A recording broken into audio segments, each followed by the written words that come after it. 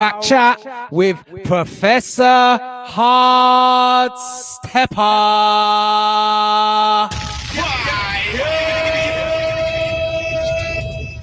Episode 19, part 4, knocking at death's door. But before we get into class in session, you know how we do. Listen.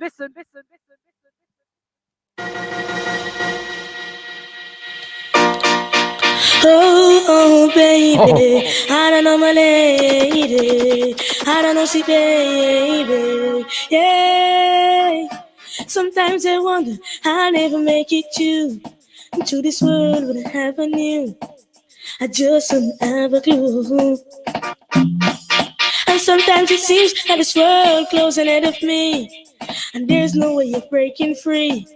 And then I see you reach for me. Sometimes I want to give up, I want to give in, I want to quit the fight. And then I see you, baby, and everything's alright. And everything's alright. When I see you smile, I can face the world. Oh, wow. You know I can do anything. When I see you smile, I see your rings of life. Oh, I see you shining right through the way now. When I see you smile, oh girl, baby, when I see you smile at me. Oh, baby, I don't know my lady, I don't know see baby, yeah. Baby, there's nothing in this world I could ever do. The touch of your hands can do. It's like nothing that I ever need. Yeah, and when the rain is falling, I can feel it, that you're here with me now. I want to ask you, baby, if everything's alright. If everything's alright. Say what? When I see you smile, I can face the world. Oh, you know I can do anything. When I see you smile, I see your rays right. Oh, I see you shining right through the way now. When I see you smile, oh girl, baby, when I see you smile at me. Oh, baby, I don't know my lady, I don't know see baby, yeah.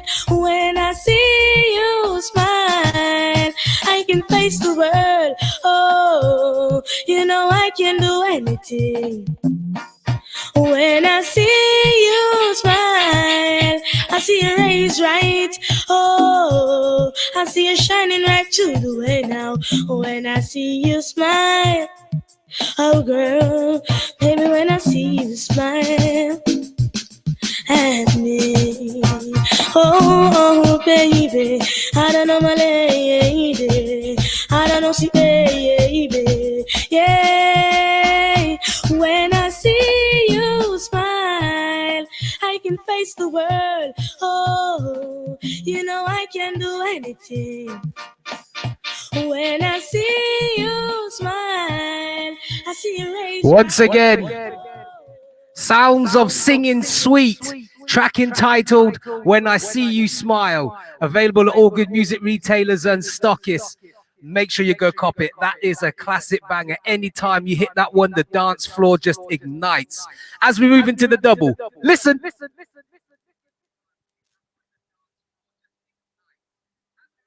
There is a message in what I've got to say to you.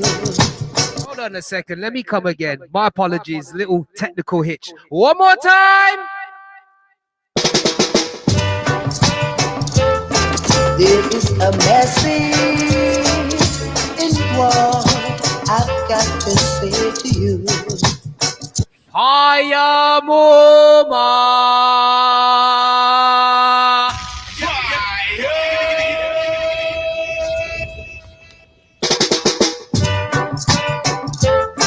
There is a message in what I've got to say to you. Old King Cole was a merry old soul, a merry old soul. soul was Eve. But old King Cole lost all his gold, and now he's trying to see. Don't put your trust in vanity, for it will let you down. Don't put your trust in vanity, or you'll be on the ground. Like Humpty Dumpty sat upon a wall, Humpty Dumpty had a great fall. All of his friends and the money they spent couldn't get Humpty together again. Don't put your trust in vanity, for only Jah can help you and set you free. Little Miss Mary, you're quite contrary. How does it happen grow? With silver bells and cracker shells, and no one do at all. Vanity, a vanity, spoiling humanity. Vanity. It is easier for a camel to go to the irony than the rich man to entering the kingdom of Zion. Vanity, a pure vanity, spoiling humanity.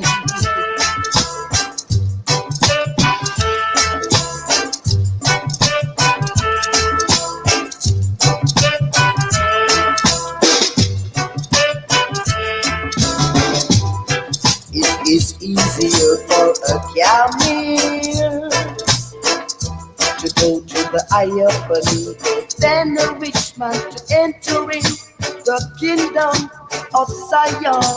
George and Bill went up Jack still to rob the dreadlocks of his skill. Dread let them down and they broke it down, and now they are under the ground. Don't put your trust in vanity, or it will let you down.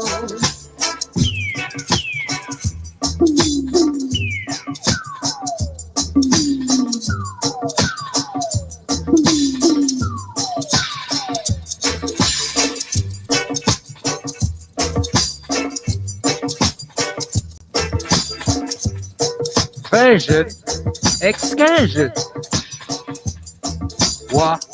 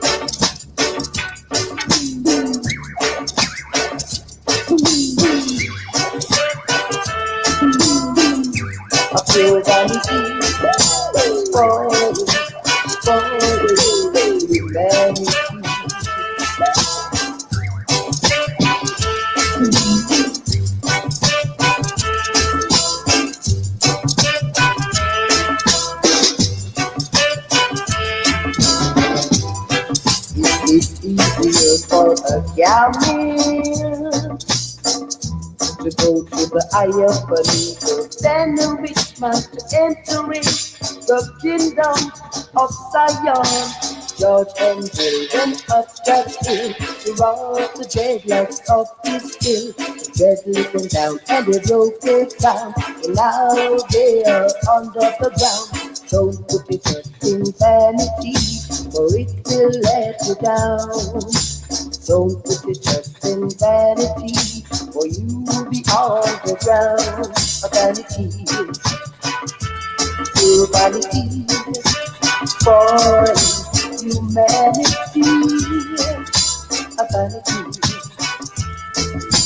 Don't be no red eyes in this time. A vanity. Once again, sounds of the late great Sugar Minot, track entitled Vanity, lifted from his album Showcase from the Studio One label and available at all good music retailers and stockists. Make sure you go cop it. Classic banger. Here's the triple, and then we're getting into class in session. Listen. I said this one dedicated to my brownie. Oh. Pick up and just kind of stop, kind of swing. Respect to the maximum from Shoestone to Brown, but you want to love the article can do. Hear me now. Lord of mercy. Me love me car, me love me bike, me love me money and things. What? But most of all, me love me brownie. Love me car, me love me bike, me love me money and things. What? But most of all, me love me brownie. Automatic. I said this one dedicated to my browning. Pick up and just kind of stop, kind of swing. Respect to the maximum from Shoestone to Brown, but you want to love the article can do. Hear me now. Lord of mercy. Me love me car, me love me bike, me love me money and thing. But most of all, me love me brownie. Love me car, me love me bike, me love me money and thing. But most of all, me love me brownie. Pamela and Dan, Suzette and Nadine, wanna what the whole vibe of them thinking. Them a plan and them a con and them a scheme, cause them want much of me and me brownie. But all the rumor them a spread and a fuck up her head, my land and not listening. And she know what she alone and me must come back home to her in the evening. And me and her is very close and me love her the most and me not hurt her feelings. So all the talk them a talk, all the chat them a chat, my land and not living. That's why me love me car, me love me bike, love me money and thing. But most of all me love me brownie. Love me car, me love me bike, me love me money and thing. But most of all me love me brownie. Woman know where yourself, cause everything Chris and thing. And what's say next month I come and you must get the ring. Go in front of the pastor and get him blessing and make it burn the whole of them and give them bad feeling. Cause them a say them are your friend, but run the whole of them, cause them is too deceiving. Them a chat behind your back, how I borrow your frock to wear out this evening. But no let them your clothes to wear out no post, cause them is too conniving. And if them come back again, then them you don't want a friend, cause you not like the news carrying. Me love me car, me love me bike, me love me money and thing. But most of all, me love me brownie. Love me car, me love me bike, me love me money and thing. But most of all, me love me brownie. All the girls that in the place, oh no big up on the chest. The news carrying thing a full time and get a rest. No ear, no one no fit deal with progress. Put you on the mic and all the girls them take sec. Love me car, me love me bike, me love me money and thing. But most of all, me love the brownie. Love me car, me love me bike, me love me money and thing. But most of all, me love me brownie. Pamela and Dan, Suzette and Nadine, wanna what the whole vibe of them thinking. Them a plan and them a con and them a scheme through them want mash up me and me brownie. But all the rumor them a spread and a back up her head, my land and not listening. No, cause she know what she alone and me must come back home anytime it touch evening.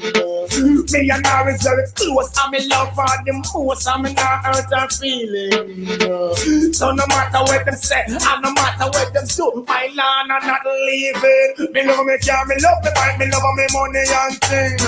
But most of all, me love me brownie. Love me car, me love me bike, me love me money and thing. But most of all, me love me brownie. Let me say, woman, don't worry yourself, cause everything Chris and King, you know, say next month I come and you must get the ring. Go in front of the pastor and get him blessing and make it burn the whole of them and give them bad feeling. Them a say them are your friend, but run the whole of them, cause them is too deceiving. Them a chat behind your back, I want borrow your frock to wear out this evening. But no lend them your clothes to wear out the post, cause them is too conniving. And if them come back again, tell them you don't want a friend, cause you not like the news carrying. Once again, sounds of Mr. Buju Banton, track entitled Love Me Browning. Yes, we do love the copper, bronze. Oh, lovely. But anyway, and yes, Arawak Chat, episode 19, Knocking at Death's Door, part 4. And without further ado, Mr. Hot Stepper, over to you. Peace, everybody. What's good? Shout out to DJ Gambler for the music run. Well, you know me, Professor, droid at my post. So we're back. Had a little week break. But we're here to conclude episode 19. So we've gone up to 4 parts now. We've actually had a look at a lot of stuff over the last 3. I'm sure it's been quite revealing to a lot of people that was here for the 3 parts. You know, we tracked the origins of the plague all the way back to the Eurasian steppes. We've looked at smallpox in Africa and Europe, you know, throughout the ages. We've looked at so many different facets of, you know, the story of pestilence and plague and disease worldwide. We've looked at the infamous smallpox stories of the so-called, you know, genocide of the Americas due to illness. And we've seen that the stories, you know, by historians themselves have been stated as being non-credible and, you know, highly fictitious. So when we add all of this up together, it helps us to actually come to the realization of how disease and germs, you know, really work. You know, there's no one group of people who are completely immune to anything. And so when we keep that in mind, we have a better appreciation of, you know, what would have taken place and what would have happened regarding people when they got sick and when they got ill. So for this segment, I'm going to be showing you that, you know, after these people left Europe and came to the Americas, North America specifically, but not even just there, you know, South America too, they continue to suffer from these diseases that were contracted in Europe. So, you know, we know for a fact that they've never been truly immune to any of these things, you know, the way how it's told or the way how it's suggested. You know, people built up an immune system once they came to the Americas, and this is what allowed them to take loads of slaves. But you're going to see today in this final part that, you know, the diseases from there came with them and they were still suffering from them. So let's go through the chat and see who's here. So shout out to Nighthawk. Big ups, salute. Shout out to Chief Inca. Mr. Inca, salute. Big ups. We also have Cherokee Tolu. Empress Tolu, salute. Big ups. All right, Empress Copper Fox. Fire Moma, big ups. Salute. Also got Smoking Big 06. Big ups. Salute. Also Michael Brown Harris. Big ups. Salute. We've got Rain of Arrows. Big ups. Salute. And we've also got Hoss, who's just stepped in as well. Shout out to Brother Hoss. Big ups. Salute. Oh, and one more thing. Massive shout out and a salute to the Smoking Big Clan. Big ups. Large up yourself. Okay. So got a decent turnout at the moment. So I think we can start now. So let me just share my screen with you guys. Here we go. So hopefully you guys can see that. Hopefully it's clear. Shout out to Trauma Hawk. Big ups, salute. And yes, Professor, you're coming through crystal clear, 720 PHD and in stereo sound. You get me? So let's start here for today. So what I have here is the Smithsonian. And this article is How New York Separated Immigrant Families in the Smallpox Outbreak of 1901. So vaccinations were administered by police raids, parents, and children were torn apart. And the New York City Health Department controlled the narrative. And shout out to Kenton Reed. Big up, salute. And grand risings, brothers and sisters. So that picture that you just saw, The caption reads, "The smallpox troubles in Milwaukee, Wisconsin. Residents of foreign birth resist the transfer of patients to the isolation hospital."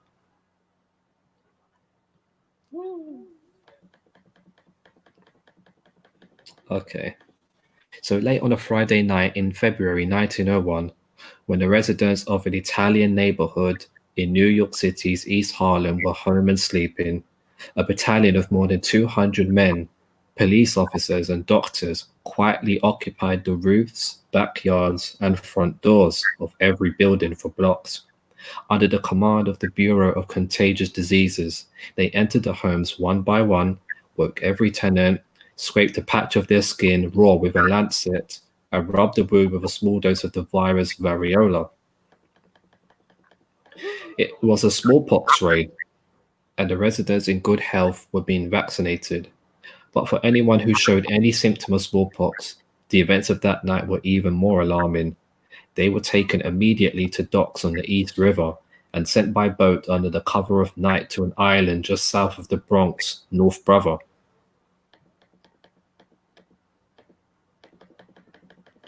Today, North Brother Island is an overgrown and inhabited bird sanctuary. From the 1880s to the 1940s, it was a thriving complex of quarantine hospitals for typhoid, smallpox, tuberculosis, diphtheria, and other contagious illnesses. As of 1901, as the Atlanta Constitution reported, mere mention of the place to a New Yorker was like conjuring up a bugaboo. On the night of the raid in East Harlem, doctors kicked down the padlocked door of an apartment belonging to an Italian immigrant family, the Caballos. 2 children, both feverish, were hidden inside under a bed. Their mother fought to keep hold of them as police and doctors carried them out of the apartment. She fought like a tigress on the sidewalk, the New York Times reported the next morning, and her screams aroused the neighborhood for blocks around. Her babies were at last torn from her, and she was driven up the stairs to her desolate home to weep the night away. Her name was not reported. The son who was taken from her, Molina, was 4 years old, her daughter Rosa just 2 months. The Caballos were 2 of 8 children not older than 6 who were removed from their parents to North Brother Island that night, and 2 of 38 in the Upper East Side Italian neighborhood in that February week alone.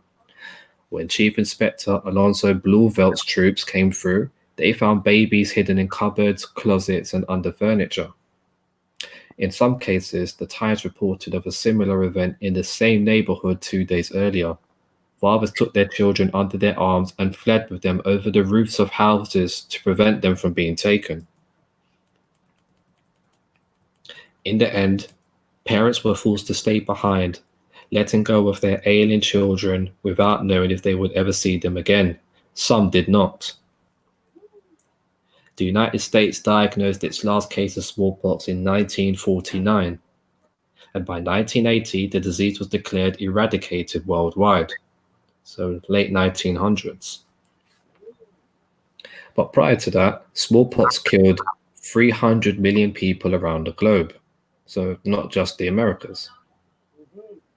From late 1900 through 1902, American newspapers reported outbreaks from Boston to San Francisco, and health departments struggled to contain the virus and mitigate its spread. Across the country, individuals were barred from appearing in public under any condition if smallpox had struck their household. Almena, Kansas, shut down schools.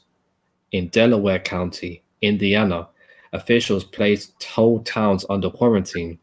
In Berkeley, California, children at a residential school where smallpox cases were reported had their hair shorn and were bathed in alcohol. This made local news when one child was accidentally immolated by an attendant who was careless in disposing of a lit cigarette.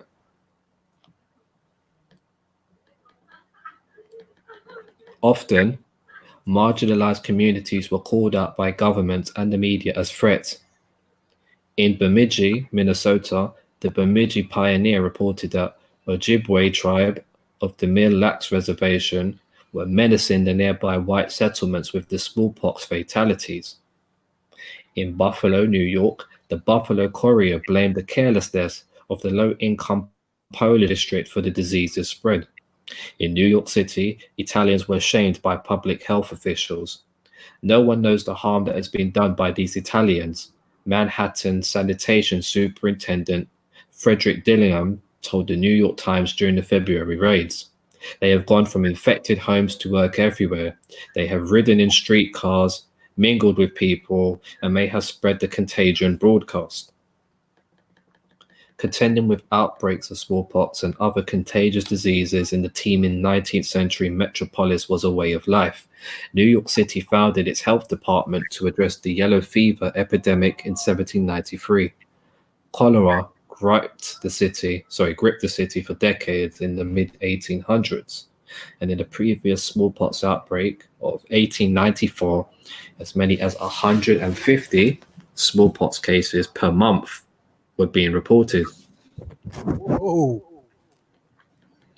So accordingly, as of 1893, controversial state legislation sanctioned the vaccination of school children and the exclusion of unvaccinated students from public schools. After much debate, the court granted the city the right to exclude unvaccinated students from public schools, but ruled it unconstitutional to quarantine citizens who had not contracted smallpox, and that to vaccinate a person against his will without legal authority to do so would be an assault. Okay, so this here is let's see what this is. So though bucolic looking here, North Brother Island was a thriving complex with quarantine hospitals for typhoid, smallpox, and tuberculosis, diphtheria, and other contagious illnesses. This is from the Digital History Project, Cosmo magazine. So this hospital is on North Brother Island. So this is where there was exiling a lot of these European immigrants who came up as positive for smallpox. They would have been sent to one of these hospitals here. So despite that, vaccination reduced the smallpox mortality rate from a 1 in 2 chance to 1 in 75. And perhaps more importantly to New York City's health officials at the time, that it could help limit the spreading of the disease. So legislation around mandating it was more controversial in 1901 to 02 than it is today. Before, scientist Louis T. Wright developed the intradermal smallpox vaccine administered via a needle under the skin in 1918. Administering the vaccine involved cutting, scraping, and a wicked scar. It was little understood by the general public. Plus, it had been reported to lead to serious illness in itself. As more Americans encountered vaccines at the start of the 20th century, anti-vaccination leagues and societies sprung up across the country. How could New York City's health authorities convince people to undergo this procedure when it was so widely feared and little understood? And how could they make such a thing compulsory, even for only the highest risk populations, without being demonized by an increasingly anti-vaccination public? Their strategy centered on low-income, often immigrant neighborhoods, and it came with a rash of misinformation. On January 2nd, 1901, the Washington, D.C. Evening Times reported that 2 young women escaped from doctors intended to take them away to North Brother Island. Florence Lederer, 27, and her friend Nellie Riley, 24, showed unquestionable signs of smallpox, sanitation superintendent Dillingham said, but were spry enough to escape from their apartment on Carmine Street in Greenwich Village and flee authorities, sleeping in a boarding house and hiding out in the back rooms of saloons until they were apprehended. They were coerced into providing a list of every place they visited while on the lam. Subsequently, every saloon and boarding house in which they sought refuge was quarantined, every person on site vaccinated, and each space fumigated with formaldehyde according to protocol. Formaldehyde, Professor. Formaldehyde. So 5 days later, now a month before the week of raids on the Upper East Side, the president of the New York Health Board, Michael Murphy, declared falsely there was absolutely no truth in charges that the health department had forcibly entered the homes of citizens nor vaccinated them against their will. The week after the raid on February 6, New Orleans, the Times Democrat would report on an interview with one Clifford Colgate Moore. New York was indeed in the throes of an epidemic, Moore, a doctor, declared, with 20,000 cases of smallpox and counting. Authorities withheld the exact information on the subject. He said because of the holiday shopping business, it was not deemed advisable to injure trade by announcing an epidemic of smallpox. That the city had resorted to compulsory vaccination was noted in the headline. Rot, that's all rot, Blauvelt maintained to the New York Times in a response on February 10th.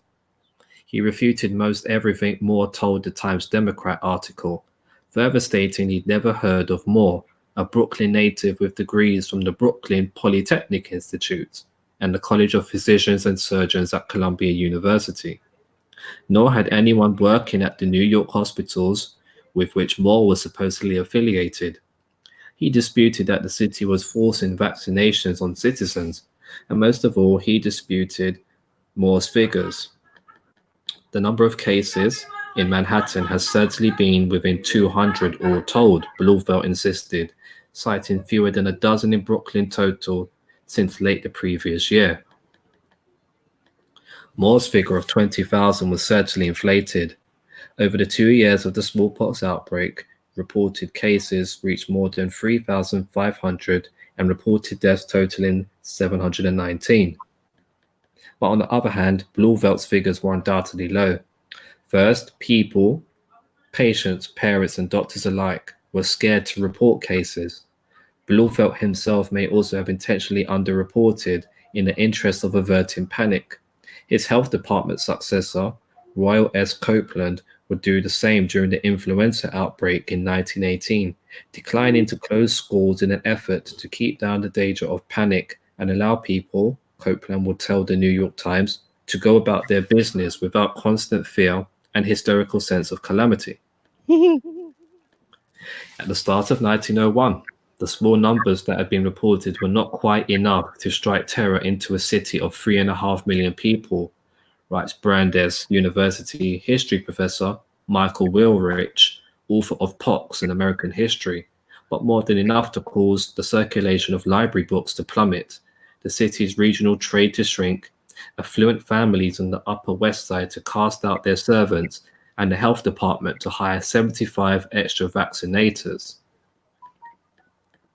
As the 1901 winter turned to spring, New Yorkers from all tiers of society heard about or witnessed their neighbors' children being torn from their arms, or read in the papers that the conditions in the smallpox wards on North Brother Island were worse than the Black Hole of Calcutta, that bed clothing was swarming with vermin, and that there were no nurses and no medicine, though this was also disputed in follow-up reporting.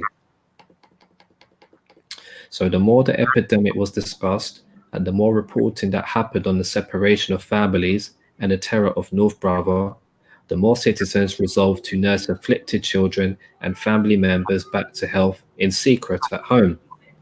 Women were seen carrying mysterious bundles out of their apartment buildings, which health inspectors speculated were smallpox-stricken babies being smuggled away to relative safety. And throughout 1901, the more the number of smallpox cases in New York continued to grow.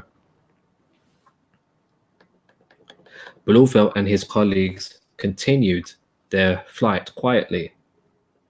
The tenants of homeless shelters were vaccinated, factory workers were vaccinated, and by May, even New York's own policemen, in a surprise deployment of doctors to every precinct in the 5 boroughs, were compulsorily vaccinated, and one Irish patrolman's 8-year-old son was taken to North Brother despite his and his wife's tearful protestations and a day-long standoff with authorities. The heartbreaking spectacle drew a crowd, and 50 doctors were deployed to vaccinate the bystanders as soon as it was over. In 1902, the city health department unexpectedly declined to support a bill that would impose fines and even jail time on citizens who refused vaccines, fearing it would only fuel the opposition. Instead, their vaccination staff grew by another 150 men. Raids continued, and according to Wilrich, their covert focus on vulnerable populations allowed them to administer 810,000 vaccinations in 1902 alone. Eventually, the outbreak was contained. Cases dropped by 25% from 1901 to 1902, and by early 1903, the surge had almost completely ebbed. In 1905, a long-awaited Supreme Court decision arrived. In the verdict of Jacobson versus Massachusetts, the city found support for its raids and island quarantines when the courts affirmed the right of the majority to override individual liberties when the health of the community requires it. The next contagious illness to strike New York wouldn't strike until more than a decade later, polio. The victory won in Jacobson versus Massachusetts would be no help this time. With no vaccine at hand, city officials had to rely on quarantine alone and expanded the hospital on North Brother Island.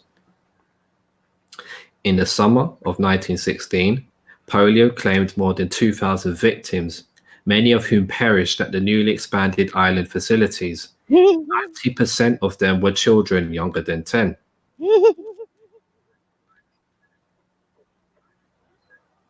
So again, we was reading from the Smithsonian magazine, and the article that we was running from there is how New York separated immigrant families in the smallpox outbreak of 1901. And shout out to the Emperor's Booth ever. Big ups, salute. And shout out to Chad. Big ups, salute. So now I've got a book called Eradicating Plague from San Francisco report of the Citizens Health Committee. And I just want to read a little segment to this from you guys. And this particular chapter is the first San Francisco outbreak. So that's what we're going to go into right now. So in San Francisco, plague met politics. Instead of being confronted by a united authority with intelligent plans for defense, it found divided forces, among which the question of its presence became the subject of factional dispute. There was open popular hostility to the work of the sanitarians and war among the city, state, and federal health authorities. A federal health officer was arrested for trying to do his duty as he saw it.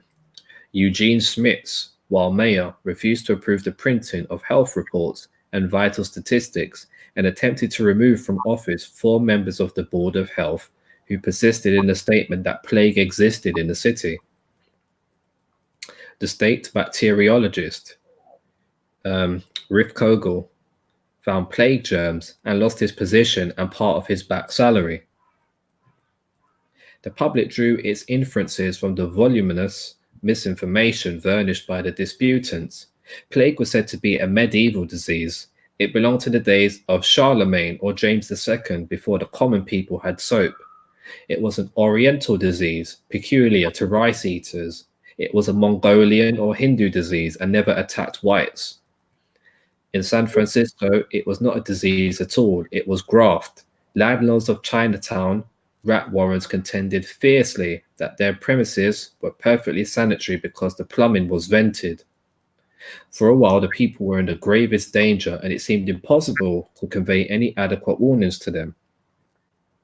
Intimations from medical conventions of Eastern state boards of health that unless San Franciscans got together and stamped out the plague, it would be necessary to enforce a general quarantine against the city, actually brought forth a demand from certain quarters that the Marine Hospital fellows go back to Washington where they belong. Yet, in spite of such difficulties, the federal health authorities under Doctors Glennon and Blue managed to confine the disease to some 20 blocks of the Chinese Quarter. In time, and none too soon, a mercantile joint committee was formed on the floor of the Chamber of Commerce. at the call of President Frank J. Sims of the Merchants Association, which demanded that the city, state, and federal health officers unite to satisfy the requirements of the sanitarians. Under the leadership of Mr. Sims, the members of the committee called on Mayor Schmitz and impressed upon him the necessity of using his influence with his Board of Health. It had changed in the meantime, to secure its cooperation with the federal and state authorities. Whatever may have been the attitude of individuals, the general charge that the business interests of San Francisco sought to suppress plague information for business purposes is untrue. On the contrary, the Mercantile Joint Committee insisted that the facts be made public, and they were made public in the Merchants Association Review. With this sort of support, Dr. Blue, who had succeeded Dr. Glennon, broke up the first epidemic of plague in San Francisco. In general, his method was to destroy all the rats possible and insulate human beings from the rest by putting concrete foundations under houses and concrete floors in back areas, like shafts, basements, and similar places. There were about 625 separate parcels of improved real estate in Chinatown, of which only about 16 were owned by Chinese. In the 20 blocks was an Oriental population of about 14,000. After 18 months of unremitting toil, of trapping and poisoning rats and destroying their harboring places, of tearing the sodden planking out of light wells that were prehistoric Chinese garbage dumps, of letting the sun into noisome old cellars that had not seen the light for 40 years, of inducing, persuading, and compelling landlords and their agents and trustees for miners traveling in Europe to pave back areas and basement and fill the spaces in the underpinning of tumble-down shacks with concrete, and tear down and rebuild where the problem was hopeless of solution any other way. After 18 months of this sort of campaigning, the last vestige of the disease disappeared and Dr. Blue left San Francisco. The plague had been built out. The fear of quarantine was a thing of the past. When these spectres returned, it was in a new form, under strange conditions, to menace a people stripped of their natural defenses and left naked to the enemy by circumstances then unparalleled.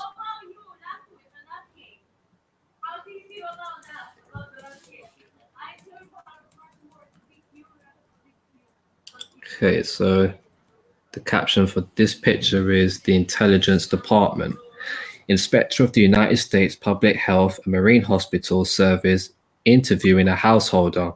He is making a note of the streets, the number of the residents, number of persons living therein, and other facts relating to the sanitary history of the premises. After gaining this information, he will visit every room in the house, making a record of its condition. All premises in the 30 square miles of San Francisco's territory were visited in this way many times, and careful account kept of their sanitary condition.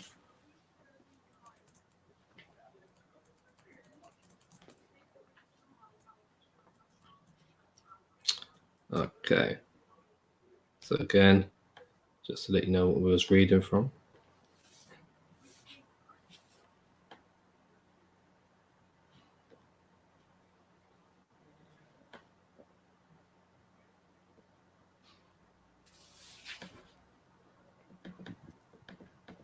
So this is Eradicating Plague from San Francisco, report of the Citizens Health Committee, an account of its work with brief descriptions of the measures taken, copies of ordinances in aid of sanitation, articles by sanitarians on the nature of plague and the best means of getting rid of it, facsimiles of circulars issued by the committee, and a list of subscribers to the Health Fund, March 31st, 1909.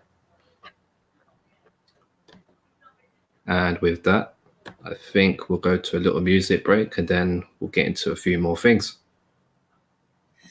And as we slide over to the bar for some light refreshments, it's a double on the rocks. Listen. Oh.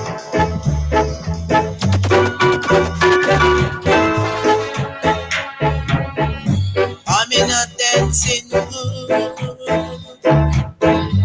I'm in a dancing mood. I'm in a dancing mood. When you feel the beat, you got to move your feet. You got to clap your hands. You got all the soul deep inside, 'cause you can't hide. I'm in a dancing mood. I'm in a dancing mood. I'm in a dancing mood.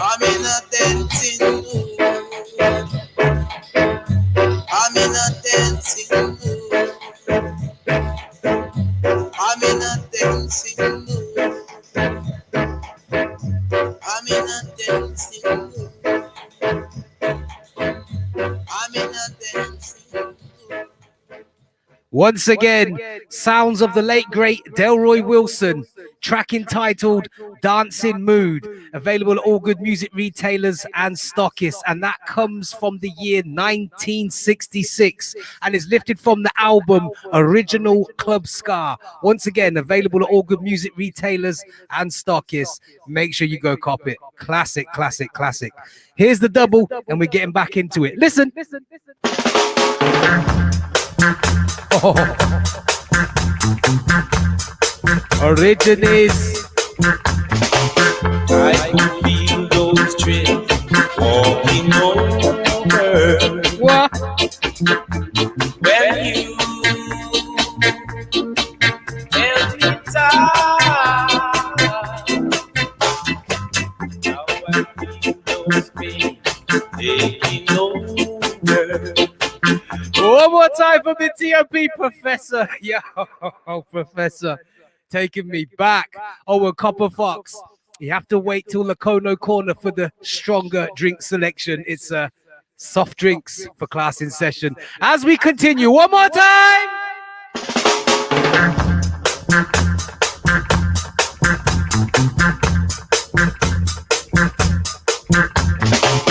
I can feel those trips walking over. When you held me tight, now I feel those pains taking over. When you said goodnight, oh, I see sensation. Lord, what strange emotion. You got love and devotion, and I won't forget your charm. Now there's nothing left for me to say, girl, that stay in your world. You got so much so deep inside, girl, and love that's richer than gold. Oh, what sweet sensation, Lord, what great devotion.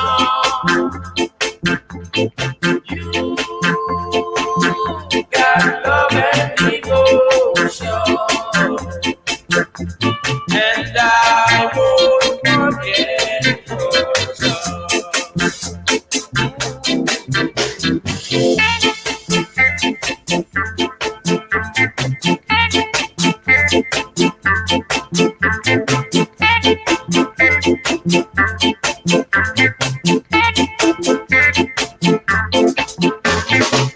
Now there's nothing left for me to say, girl. Let's stay in your world.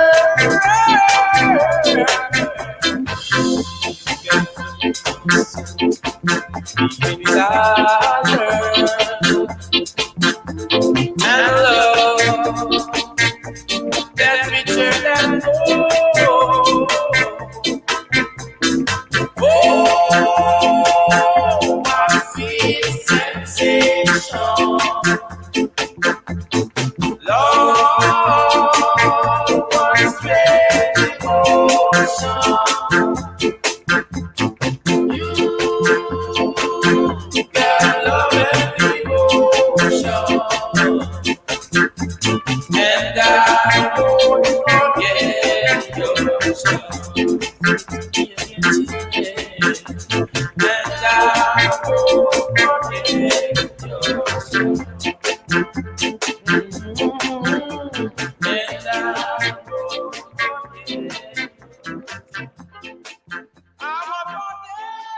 Once again, sounds of the Melodians, track entitled Sweet Sensation from the year 1969. Available at all good music retailers and stockists. Make sure you go cop it. Classic, classic, classic. Play them tunes there that takes me back to my childhood memories of when Pops was playing their music there. But without further ado, Mr. Hot Stepper, back to you. Peace, everybody. Shout out to Gambler once again. Yep, the droid. Oh, I hear some younglings at my post. Shout out to the chat. Shout Big out up. to everybody that's come through today. Salute. It's much appreciated. So what I want to actually show you guys now is something else along this same topic. I'm just going to share my screen again. Okay, so hopefully everything's fine. If we go to this now, this is something else that I found. I thought it was quite interesting, so I thought I would slide it in here for this topic. So this is the Scientific Monthly, and this is 2 historical well pestilences robbed of their terrors by modern sanitation. And this is by D. Greenberg, Department of Public Health, American Museum of Natural History. So the presence of bubonic plague at New Orleans 2 years ago, and the recent outbreaks of cholera, which have followed upon the progress of the war in Austria, are striking reminders of 2 of the most terrible pestilences which have ever scourged the human race. They are of special interest to the student of history and geography because in the past these 2 diseases furnish admirable examples of the manner in which infection travels along trade routes in the wake of commerce and migration. The security which civilized countries may enjoy against their attacks is a brilliant demonstration of the triumphs of modern sanitary science. Bubonic plague. Whoops. So bubonic plague, the death of the Middle Ages, with which our National Health Service has successfully grappled at New Orleans, is one of the most virulent diseases known to sanitarians, and if not immediately recognized and attacked, would claim victims without number. From time immemorial, we have records of the presence of this pestilence. The Levant and adjoining countries have been the centers of plague for at least 3,000 years, due to their unique positions as the gateway between the East and the West. Biblical reference to this disease as occurring among the Philistines is found in the book of Samuel. The world has passed through 2 worldwide epidemics of plague in the past, and we are now in the midst of a third. The first authentic epidemic of plague originated at Pelusium in Egypt in 542 AD. At that time, Pelusium was a leading center for trade between the East and the West. By means of travelers and merchants, the disease spread slowly through Alexandria and the rest of Egypt on the one hand, and on the other passed into Palestine and over the then known world, following closely the highways of commerce. In order to trace more clearly the connection between commerce and the spread of the plague, it is well to remember that the main routes between Europe and the East were along the Mediterranean Sea and overland through Turkey, Germany, and France.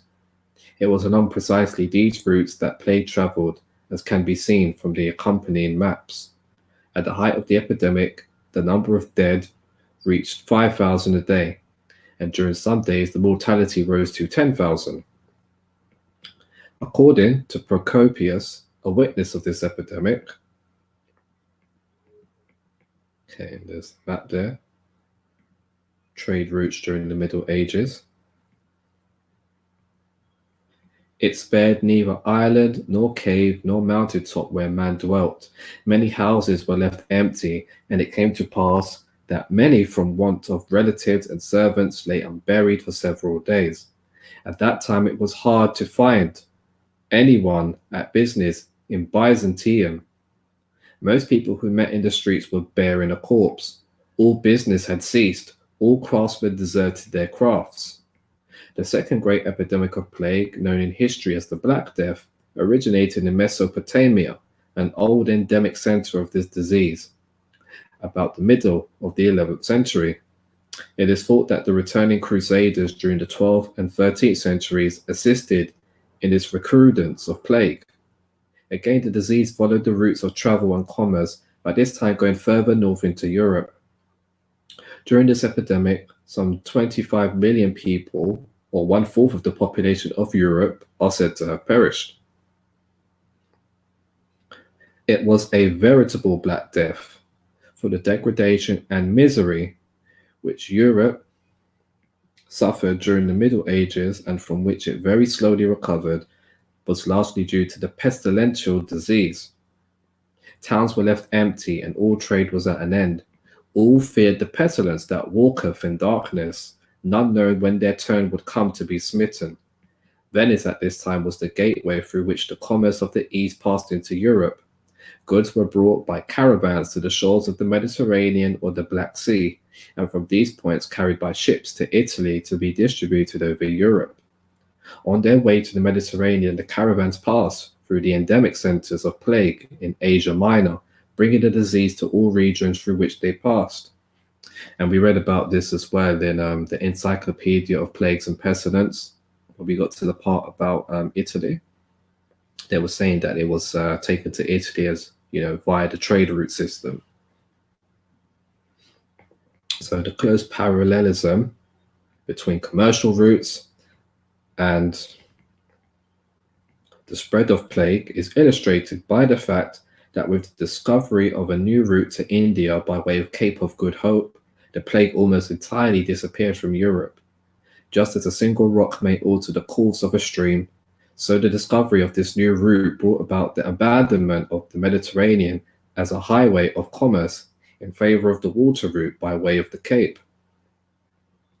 As a result, the seaports of Northern Europe came into prominence as commercial centers whose connections with the East by way of the sea enabled them to avoid the old endemic centers of Asia Minor, and from this time on plague gradually disappeared from Europe. The present epidemic, the third in the world's history, had its origin in the town of Jinnanfu in China in 1871. The disease spread to neighboring towns and reached Hong Kong in 1894. From this point, it traveled to India, where it reached unchecked for more than 10 years, carrying off 6 million of the natives. Since its appearance in India in 1894, the plague has visited many of the larger seaports all over the world, the infection coming either from China or from India. In nearly every case, the disease made its first appearance at a seaport, but in some cases, as at Johannesburg and Mecca, it was carried into the interior by the hordes of gold seekers and pilgrims who flocked thither from infected areas. Very few people realize that at the present time we are in the midst of a potentially serious pandemic, and that only the constant vigilance of our authorities enables us to avert such epidemics, as culminated in the Black Death of the 14th century.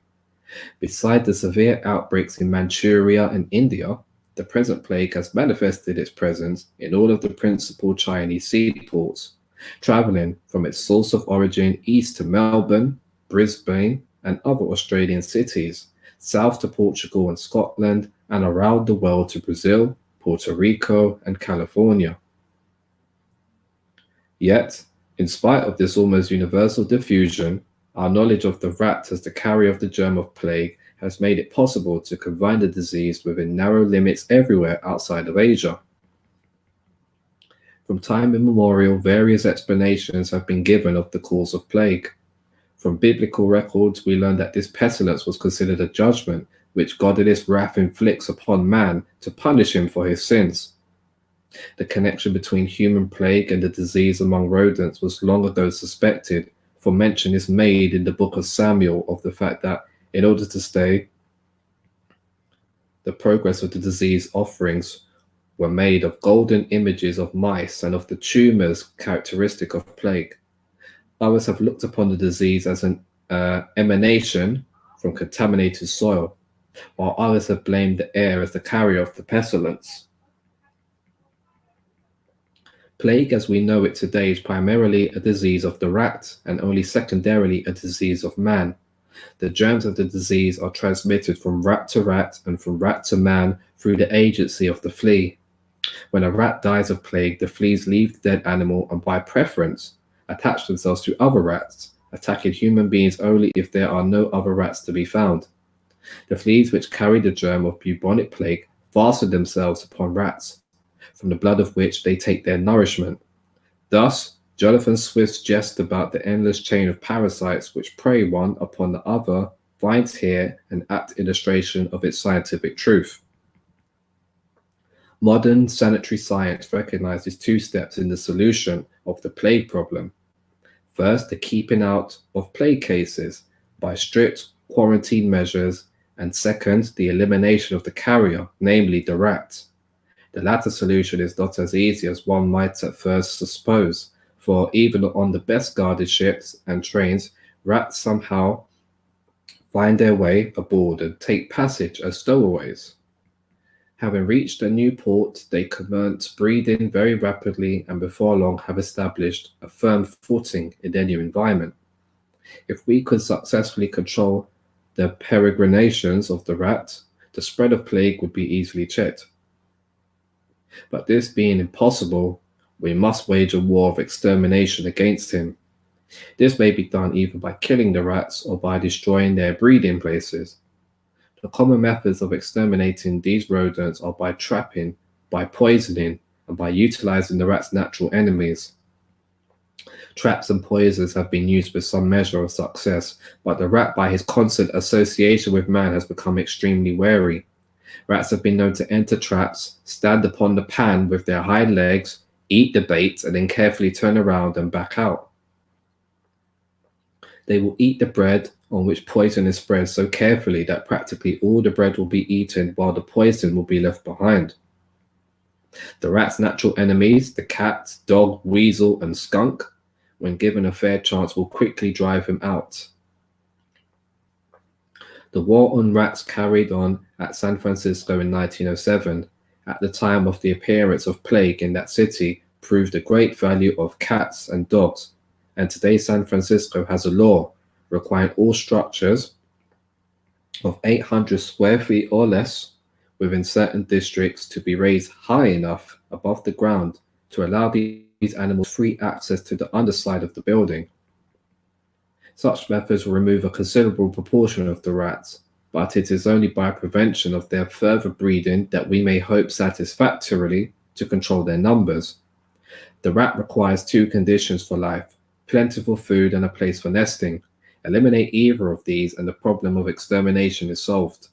To prevent the rat from getting sustenance, all places where foodstuffs are stored, such as packing houses, bakeries, groceries, warehouses, grain sheds, docks and wharves, should be either rat-proofed or should contain rat-proof receptacles for the food.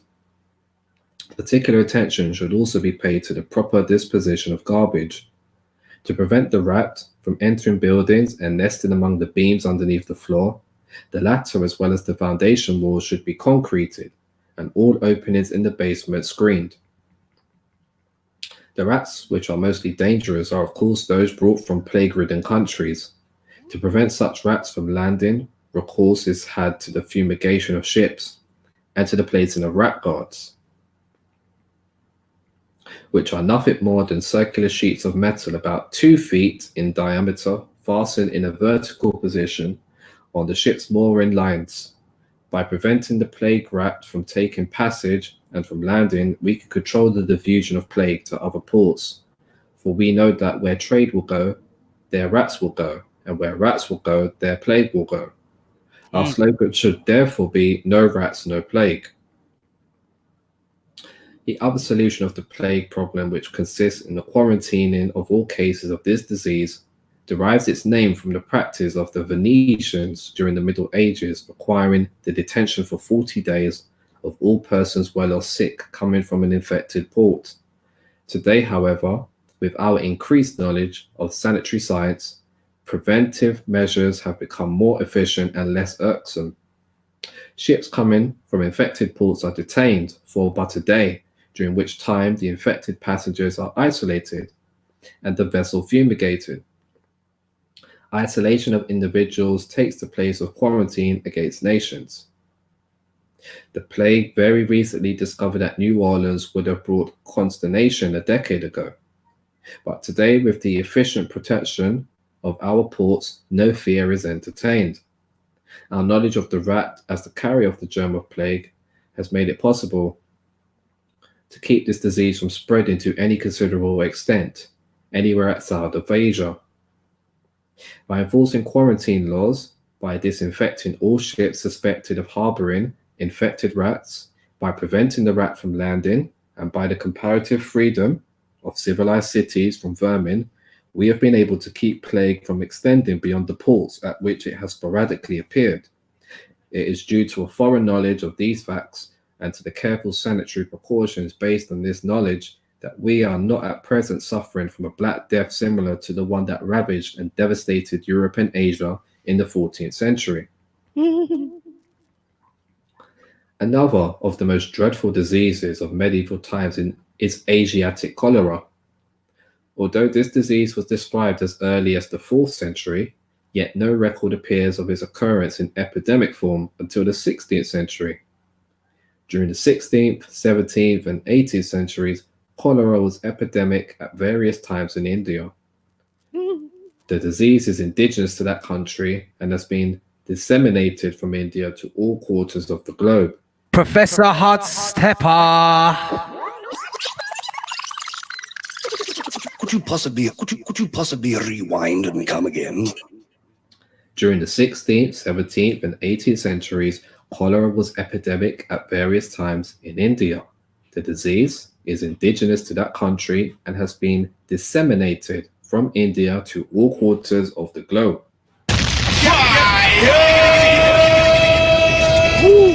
Professor, please continue. So it is one of the most serious of scourges of unhappy India.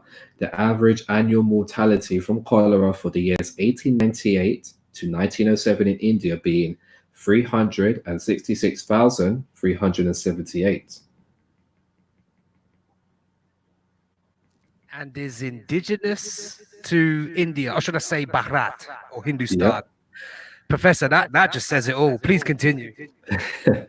So, with the increase of commercial intercourse between nations in the 19th century, cholera began to spread rapidly and usually, as in the case of plague, along the routes of trade and travel.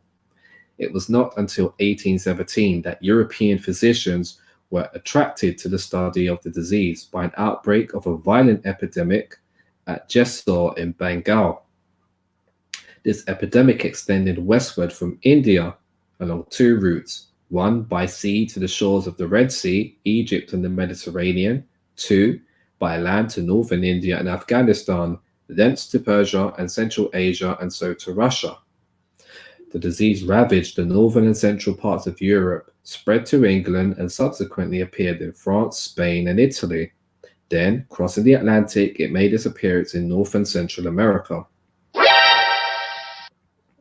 4 serious epidemics or pandemics of cholera have occurred, one from 1817 to 1823, another from 1826 to 1837, a third from 1846 to 1862, and a fourth from 1864 to 1875. In 1832, the disease appeared in New York and extended as far west as the military posts of the upper Mississippi.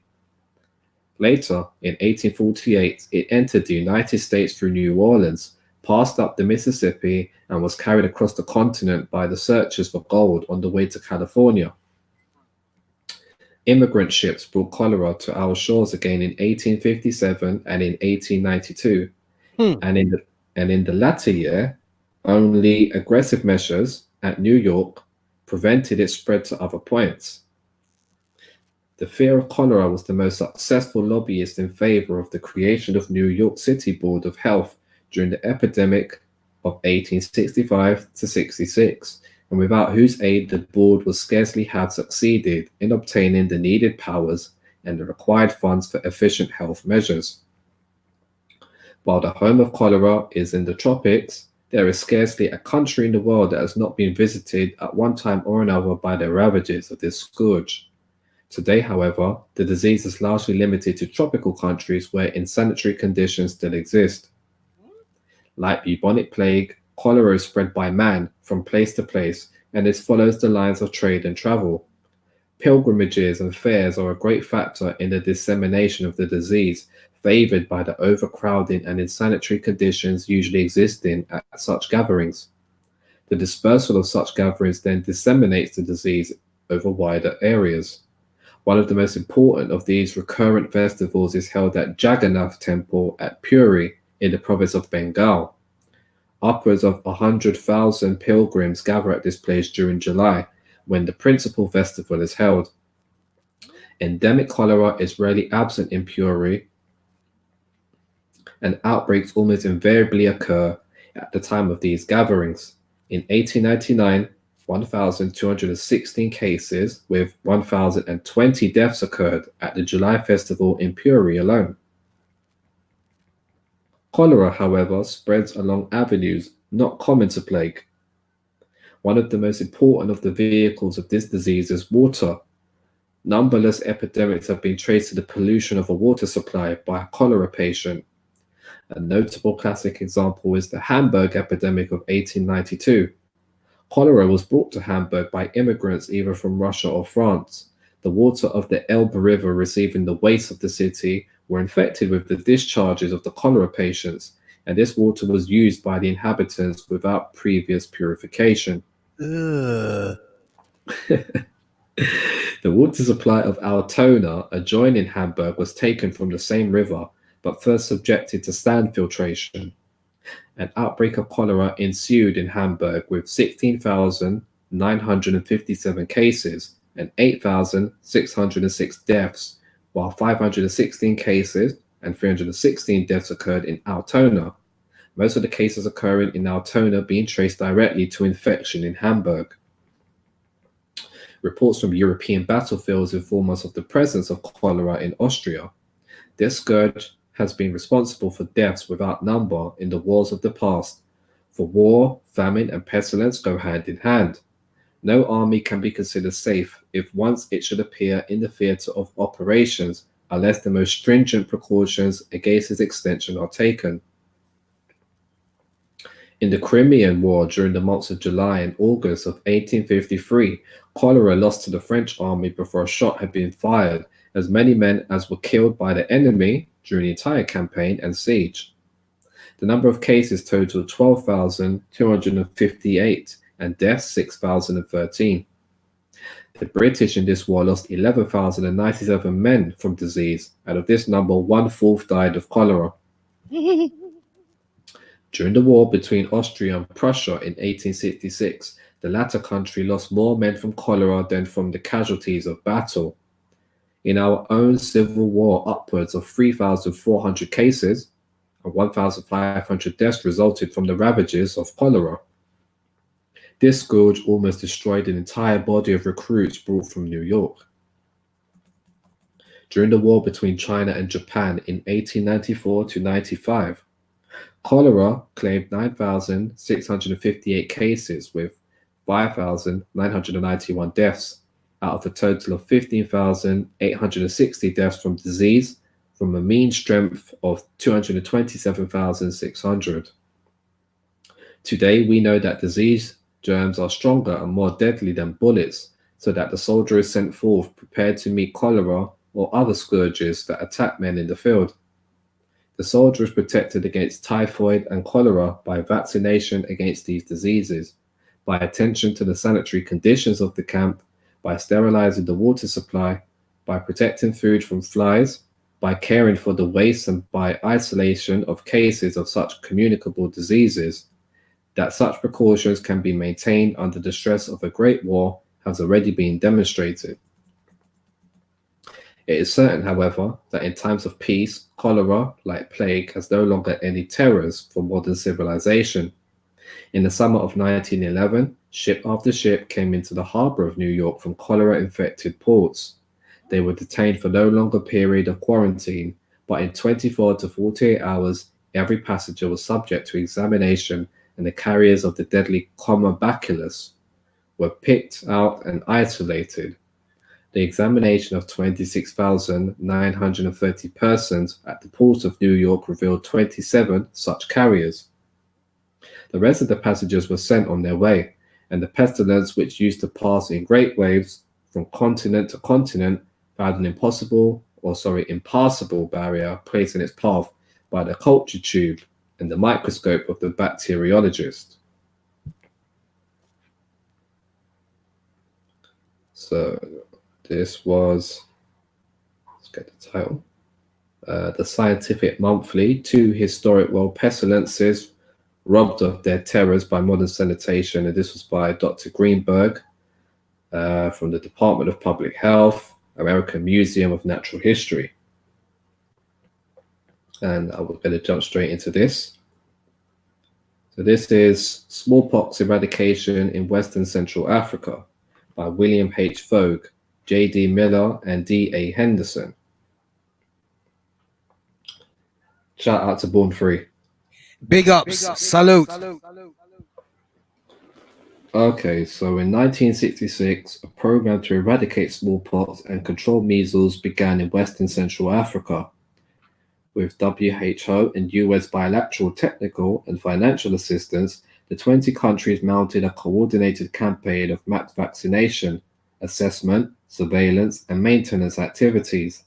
The last cases of smallpox occurred in May 1970.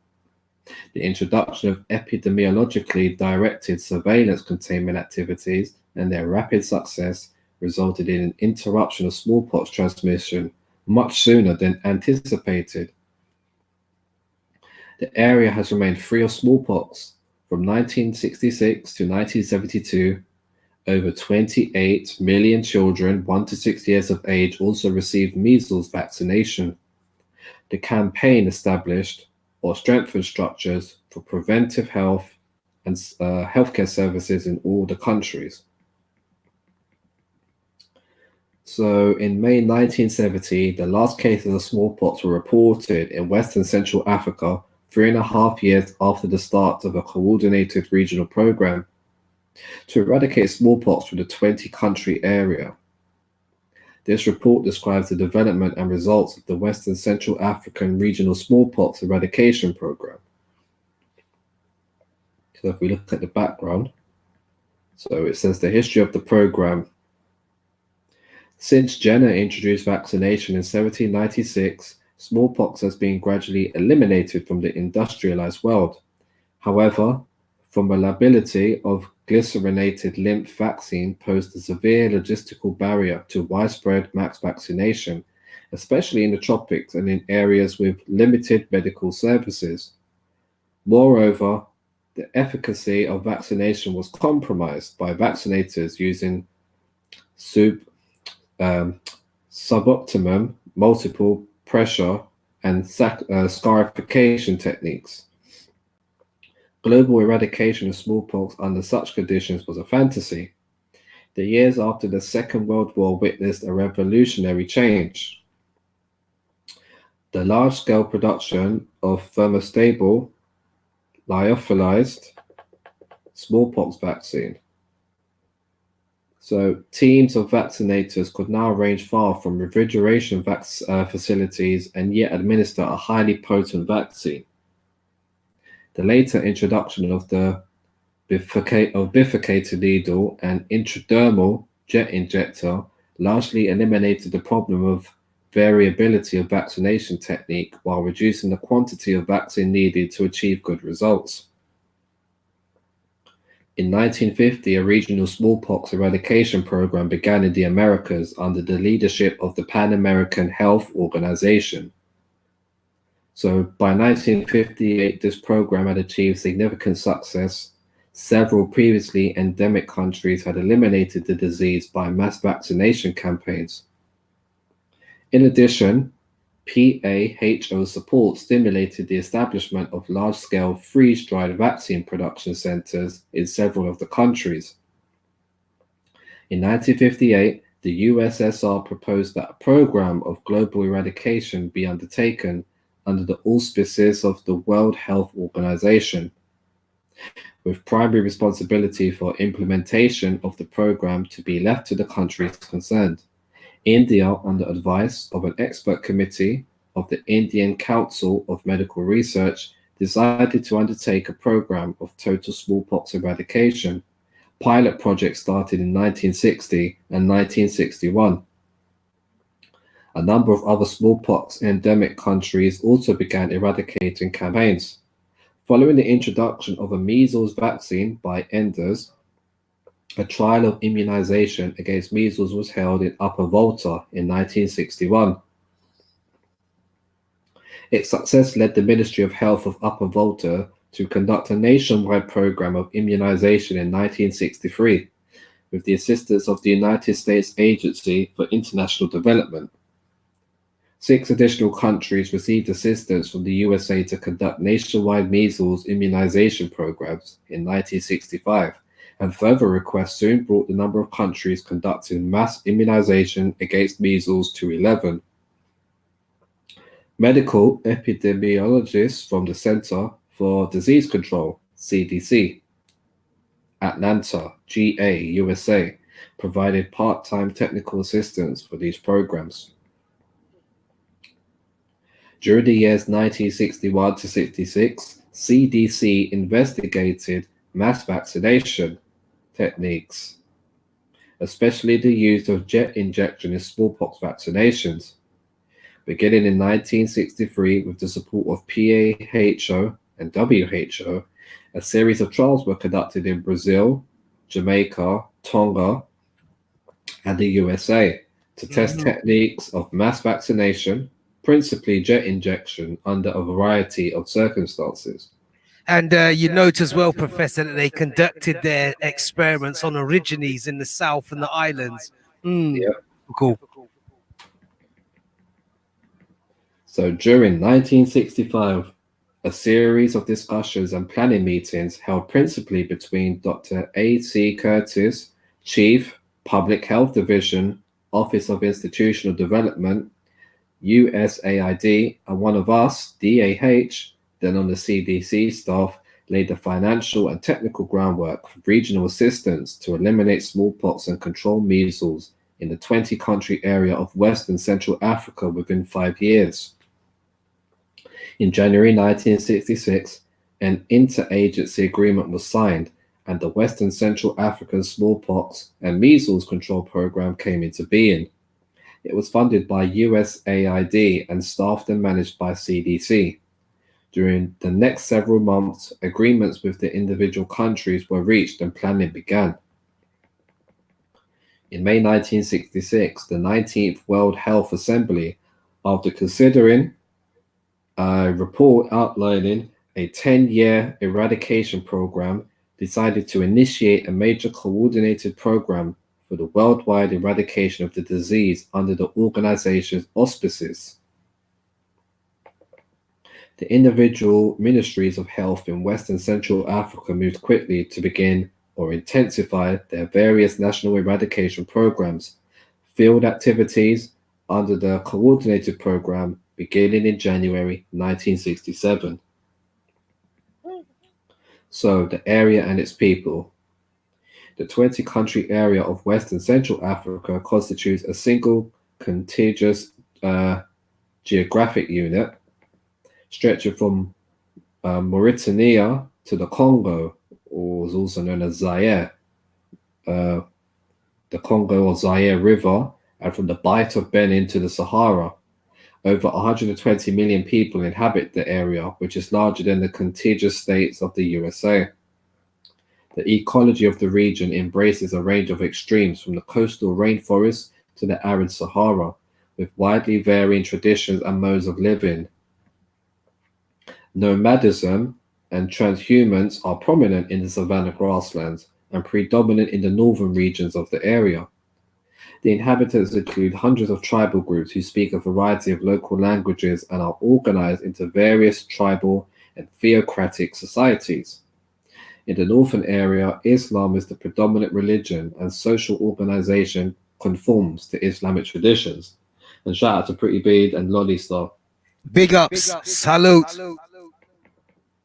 So, Yes, people, origines, drink more water. Message from Empress Pretty Bead. Drink more water. Trust me. yeah, more water. So, health structures in the countries reflect the influence of the recent colonial powers.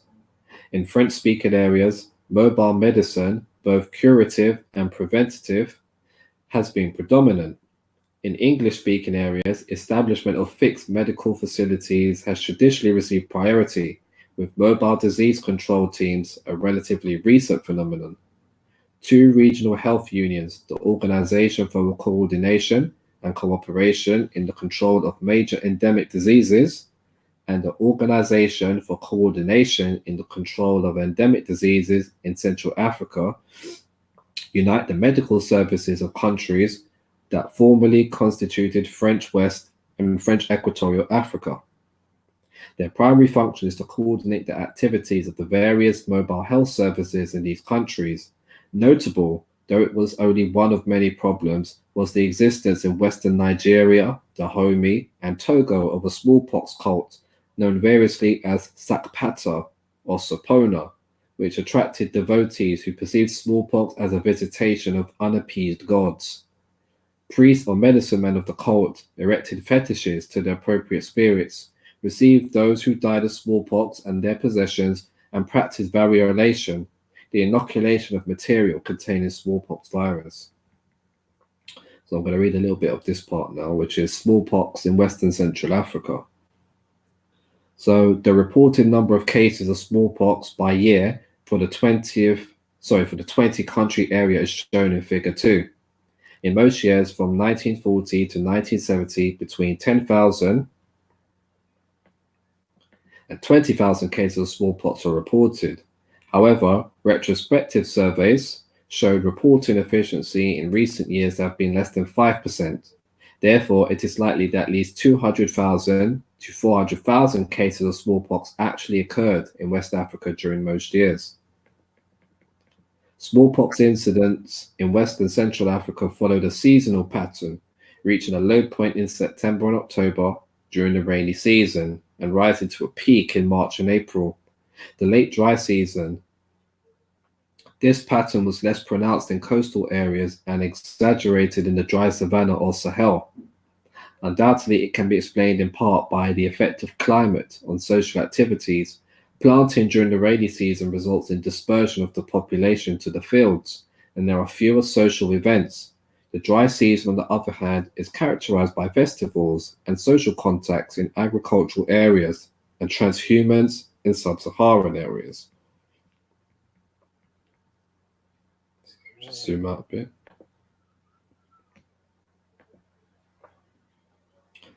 So it says that this is the reported smallpox cases in West and Central Africa, 1940 to 67. So we can see, I want to say that's 1958.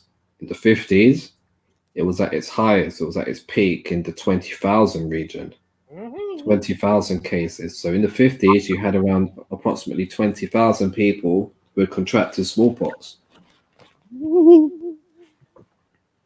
So once again, this just confirms, you know, the previous 3 episodes for this this particular topic, that, you know, just like Europe, smallpox didn't leave Africa until very, very later on, you know, in time. And that's what all of this is showing us so far. But I'm going to leave it here for this report because I'm aware that time is moving on. And this is smallpox eradication in West and Central Africa. But yeah, then we'll go to another music break. Mm-hmm.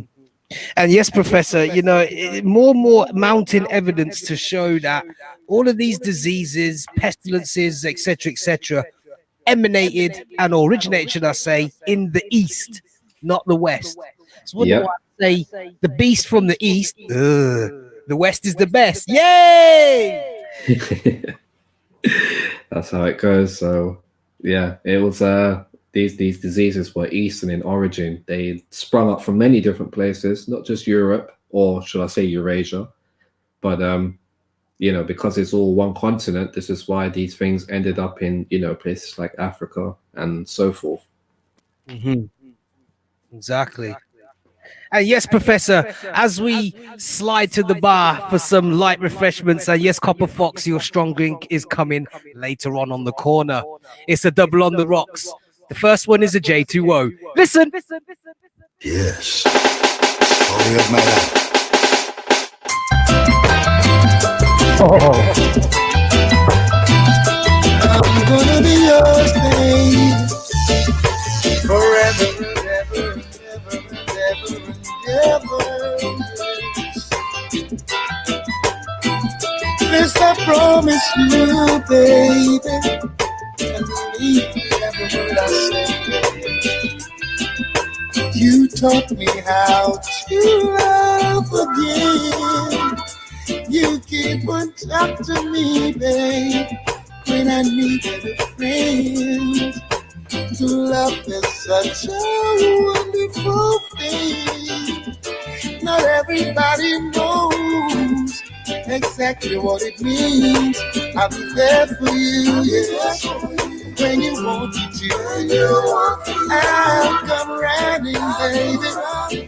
Baby, I'll be by your side, and as long as the sun shines, I'll be forever yours, baby. For the rest of my life, I'll be there for you. When you want me to, I'll come running, baby. Baby, I'll be by your side. As long as the sun shines, I'll be forever yours, baby. For the rest of my days, you taught me how to give and take. You're the only one I know. Smile at me when I make a mistake. You'd go out all the way to bring me joy. Can't you see how happy I am? feel like a little boy. Gotta be there for you. When you want me to. I'll come running, baby. Baby, I'll be by your side. As long as the sun shines, I'll be there for you, baby. For the rest of my life. I'll be there for you when you want me to. I'll come running, baby. I'll be there for the rest of the day. As long as the sun shines, I'll be forever yours, baby. For the rest of my life, I'll be there, yes. Never let you down. You can count on me. Always there. Yeah. I'll be whatever you want me to be. Yeah. Yeah, you taught me how to love again. You even talked to me when I needed a friend. True love is such a wonderful thing. Not everybody knows exactly what it means, but I'll be there for you. Now when you want me to, I'll come riding, baby. I'll be right by your side. As long as the sun shines, I'll be there for you, baby. Get a thing on the phone. I'll be right by your side. I'll be there for you, baby. Right there by your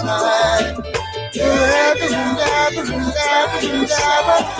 Do you see when the sun, baby? I'm gonna be right there for the rest of my life. Baby, don't you want me to? Everything I say, baby, is the truth now. Can you see it in my eyes?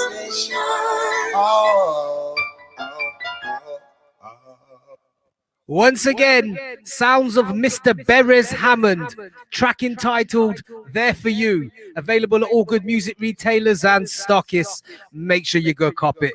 And here's the Club Soda, the double. Listen. Oh. What?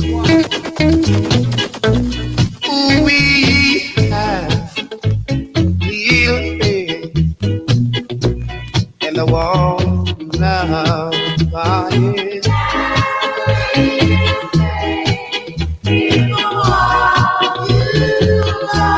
Let's try that one more time. Have real faith in the warm love fire. Lord, Lord.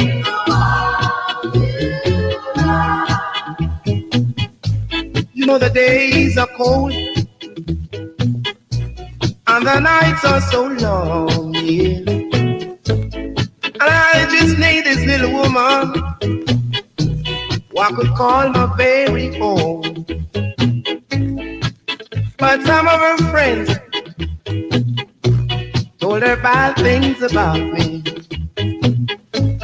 And I just need this little woman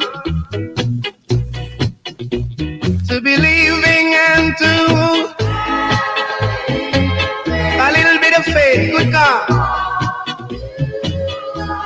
keep the faith, baby. One more.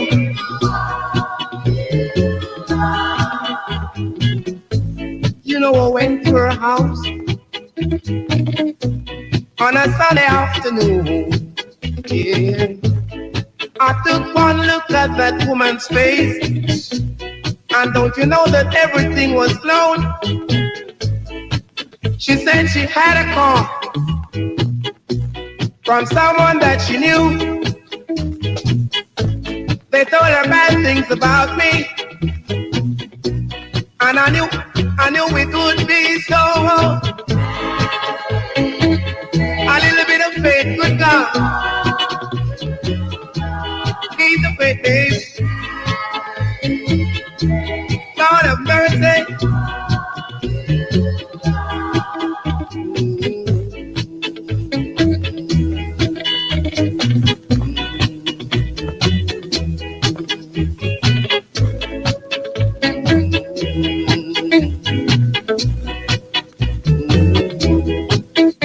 You know I need you, and I want you, got to have you, baby, right by my side. I don't wanna see the teardrops falling from your eyes. Oh no. Don't let nobody bring you down, baby. 'Cause this has been a hugger thing.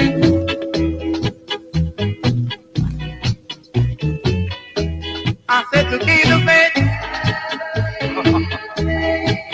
As we take this one back to the TOP, them tune they're too tough, you know.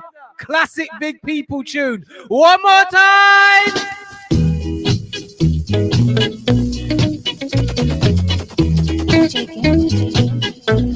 Ooh, we have real faith in the warm love. Ah, yeah.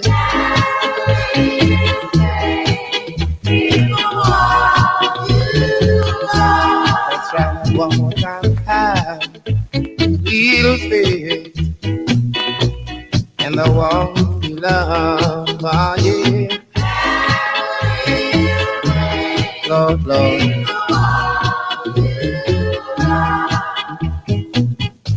You know the days are cold and the nights are so long, yeah. And I just need this little woman who I could call my very own. But some of her friends told her bad things about me. And I just need this little woman to be leaving and to a little bit of faith, good God. Keep the faith, baby. One more.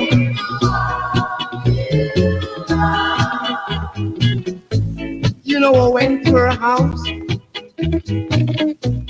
on a Sunday afternoon, yeah. I took one look at that woman's face, and don't you know that everything was blown? She said she had a call from someone that she knew. They told her bad things about me, and I knew it would be so.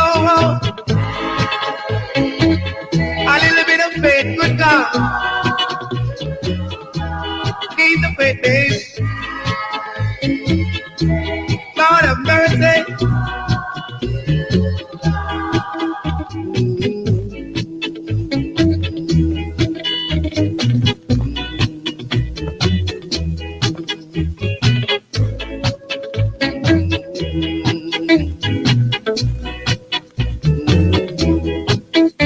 You know I need you, and I want you, got to have you, baby, right by my side.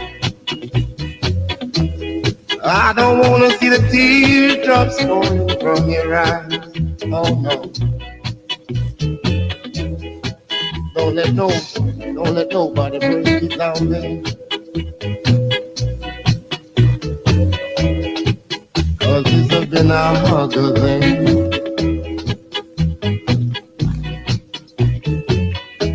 I said to be the best. God of mercy. Be the best. Good God. Once again, sounds of Nicky Thomas.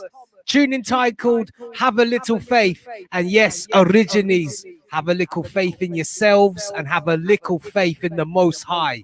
Straight like that. Once again, available at all good music retailers and stockists. Make sure you go cop it. And that took me back to some childhood memories as well. Shout out to my pops running them rhythm there. And without further ado, Mr. Hot Stepper, back to you.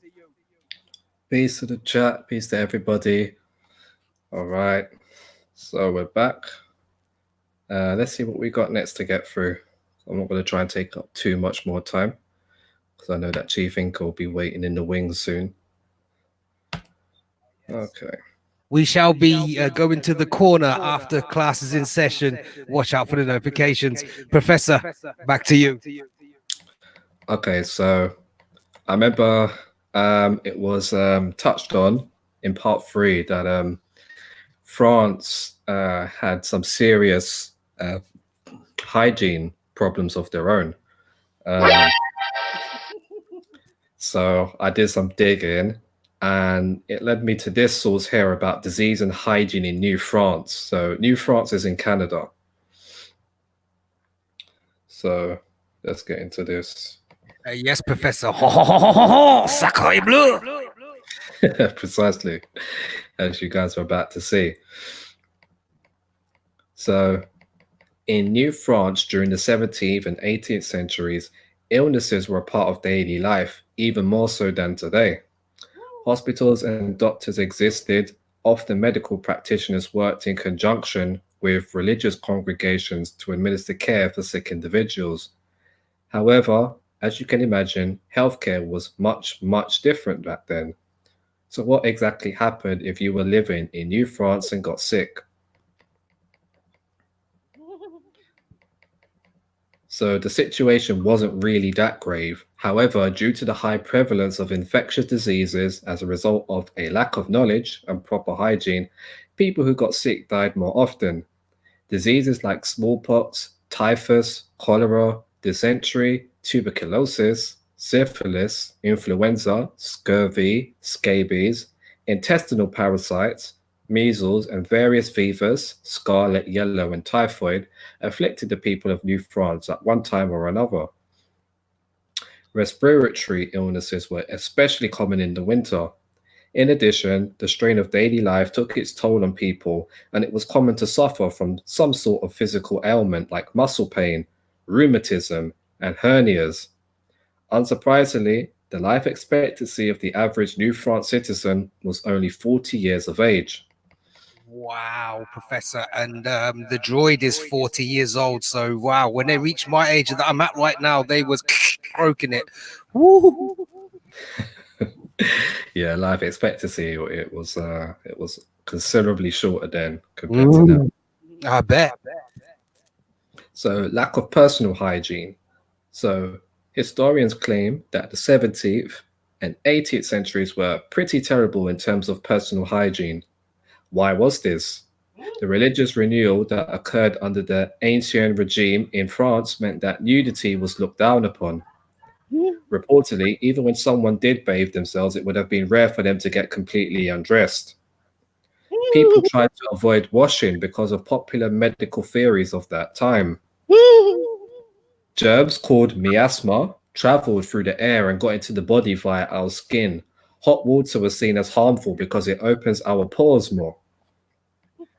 Cleaning oneself with a wet cloth was preferred. Lye soap existed, but it was expensive and considered as a luxury item.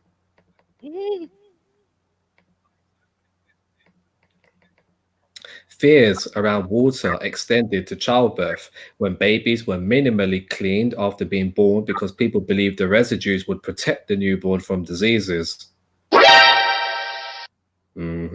Sadly, this likely added to the high infant mortality rate. People tried to not wash their hair often as they believed the oils kept their scalps healthy. What? Lice was rampant, which is why the first major epidemic that struck New France, typhus, is not really much of a surprise. Known as fever pourpre, purple fever, it was a recurring epidemic that was spread by lice and mites. So, thanks to bad hygiene, there was also major sanitation issues with food and water. It also did not help that streets and rivers served as open sewers, which helped bacteria fester and contaminated the water supply. Venereal and dental diseases were common too. Contraceptives existed, but they were made from linen and or animal tissue and were expensive. So not only were they ineffective, but it would be difficult for settlers to obtain them. Rubber condoms were not produced until the 1850s. Dentists existed, but they specialized in tooth decay, extraction, and fillings. Brushing one's teeth wasn't really a thing. People rubbed their teeth with linen and used toothpicks. Toothbrushes were at least a century away. Finally, there is also the simple fact that New France settlers did not have running tap water and sinks available to them. So even if they wanted to wash their hands after getting them dirty, they could not, unless they felt like hauling up water from a well. And shout out to Empress Holbert. Empress Holbert, the great auntie in the building. Salute. Big ups. So we get now to source of diseases in New France. So this picture is James Lind feeding citrus fruit to a scurvy-stricken sailor aboard HMS Salisbury in 1747 by Robert A. Thom, 1961. As you can see by the date, the cure for scurvy was unknown for most of New France's existence. So before the lack of personal hygiene comes into play, can you guess what the original and ongoing source of diseases was in New France? Europe, or to be more specific, ships from Europe. Being stuck on a ship for months with poor nutrition and living in super close proximity to other shipmates was a surefire way to get sick. Isn't this the slave story? I was about to say, Professor, great Scott. And they want us to believe that millions of them were shipped over and in conditions like that. Yeah, right. So again, when people say things like history is told in reverse, this would be what they're talking about. Mm-hmm. Other people's stories have now become your story, which doesn't apply to you. Being on a ship doesn't apply to you because you didn't need to be on a ship or an aircraft or any of these things to be where you are today, if you're still in the Americas. So being stuck on a ship for months with poor nutrition and living in super close proximity to other shipmates was a surefire way to get sick. Ill sailors who survived the voyage would endanger the residents of the port city. So again, there's no way that they were doing what they said to you they were doing, because by the time these people finally arrived, they would have been as sick as a dog. Mm-hmm. So again, that story of crossing the water is their story. So diseases were tied to arrival of new settlers. Epidemics weren't always devastating, but when they were, the demographics of New France suffered greatly, given the overall small population of the colony. For example, the smallpox epidemic of 1702 killed between 1,000 to 1,200 people, which was 8% of the population. So now, New France versus France. Sacré bleu. I don't know why it's not showing the picture here, but actually, let's try and open it in a new window. No, never mind. If this sounds like New France was a terrible place to live, and living there meant one was doomed to die young, here's a fun fact for you. In comparison to France, your chance of survival was actually higher in New France. Wow. People who lived in New France outlived their European counterparts. In France, between 1740 and 1790, the life expectancy for men was 24 to 28, and for women, 26 to 30. Wow. Why? Larger numbers of people plus higher population density equals increased likelihood of contracting a disease. A healthier lifestyle was actually one of the draws to relocating from France to New France. There is no climate in the world that is healthier. There is no diseases specific to the country. Those that I have seen there were brought by French ships, visited to New France. Despite the uptick in respiratory illnesses during the colder months, people believe that the cleaner, cooler air of New France made it a healthier place to live. especially in comparison to the cities of France or the French Caribbean.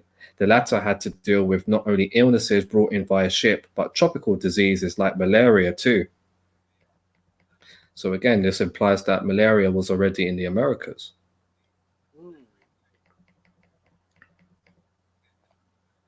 So don't be a baby. Newborns did not fare so well. A fifth died before reaching their first birthday in 17th century New France, a quarter by the 18th. New France had a mid-range infant mortality rate.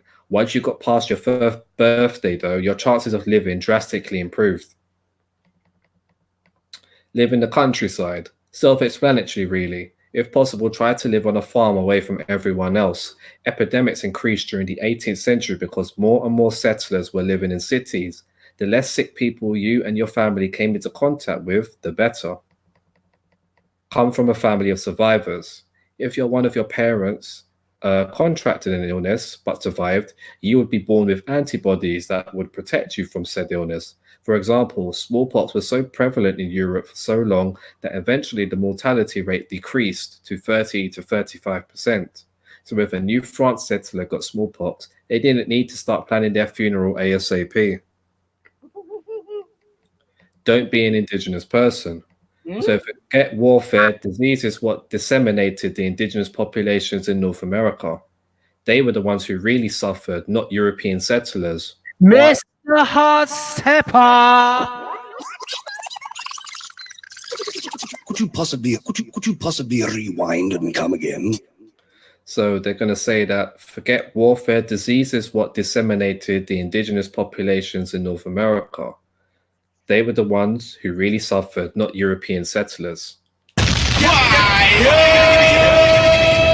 Origines, I hope you heard that crystal clear. Professor, back to you. So it says it took take a look at the previous point. European settlers had immunities built up over time by their ancestors. Indigenous peoples never dealt with the vast number of infectious diseases that had existed in Europe for centuries. Scholars estimate that as much as 90% of the indigenous population died. But we know that, not 90%. No, not at all. If that was the case, Professor, me and you wouldn't be here. Yep. But anyway, I digress. Professor, please continue.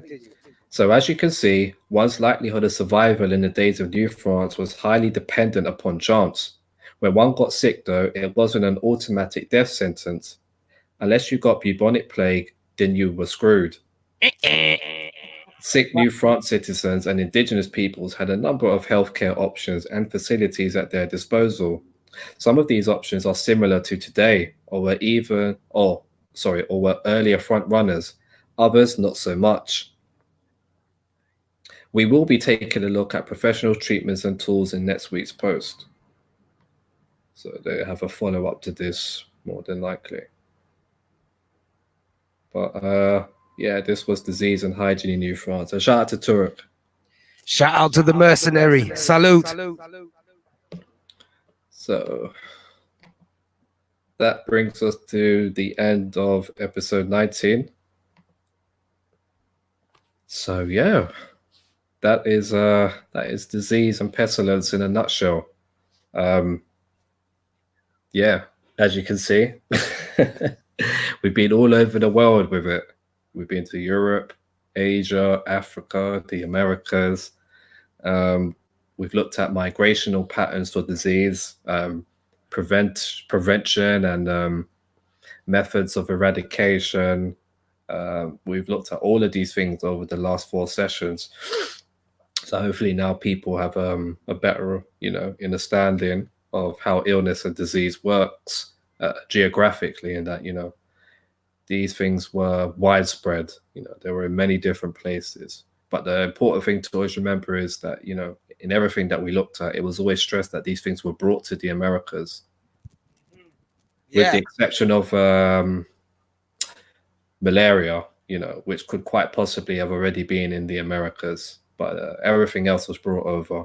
Mm-hmm. And that's the thing.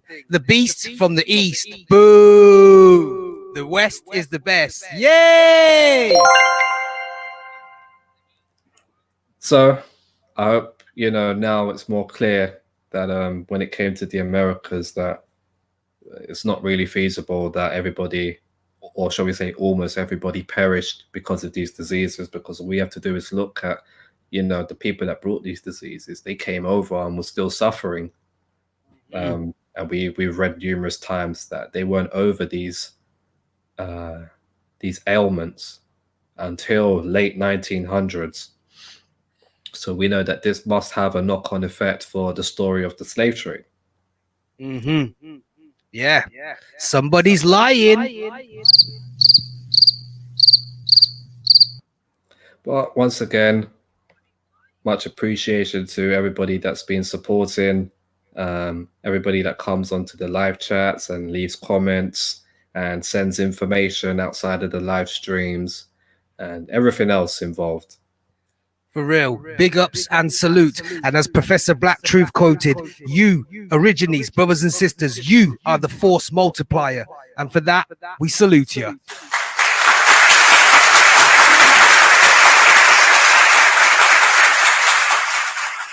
So that's me for today.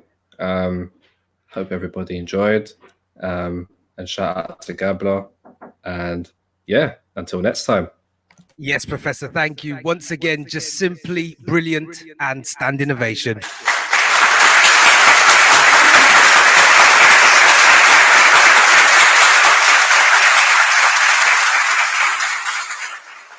Yes, brothers and sisters, that concludes episode 19, Knocking at Death's Door, part 4. Watch out for notifications, as we will be momentarily recessing on the corner where we get down and jiggy. But yes, we're going to close out with a triple on the rocks and some light refreshments. However, on the corner, some stronger drink will be served. And here's the J2O. Listen.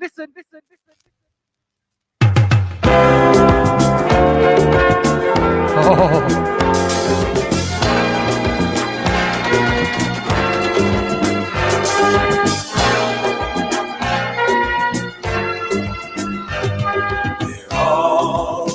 This thing together, we gotta work it out. We gotta work it out.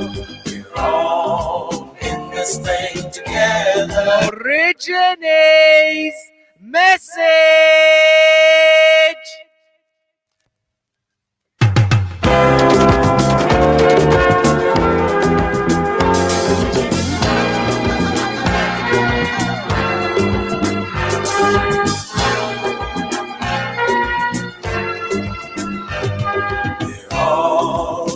This thing together, we gotta work it out. We gotta work it out. We're all in this thing together. We gotta work it out. We gotta work it out. Just because you live out on a hill and I live down here on the ground. All the things that are going on that's affecting me indirectly affects you, whether you know it or not. We're all in this thing together. We gotta work it out. We gotta work it out. Sing along. We're all in this thing together. We gotta work it out. We gotta work it out. Don't you see them messing up the water? Where in the world can we get more water from? Oh, how smart can a man be when he's polluting precious air? That kind of thinking won't get us anywhere. We're all in this thing together. We gotta work it out. We gotta work it out. We're all in it together. We gotta work it out. We gotta work it out. The priorities of life are confused, being misused every day. Just sending rockets to Mars while people on Earth they starve. How long are we gonna but let's keep going on. We're all just in it together. We gotta work it out. We gotta work it out. We're all in it together. We gotta work it out. We gotta work it out. We're all in it together. We gotta work it out. Oh, gotta work it out. Work it out. Sisters and brothers, brothers and sisters, we all gotta make the stand. We got to stand up. We got to stand up for the creators plan. So work it out. Very soon. We gotta, yeah, we gotta. Black and white, red and brown. We all, we got to get down. Soon, very soon, the change must come. We all got to come together, yes, as one. And we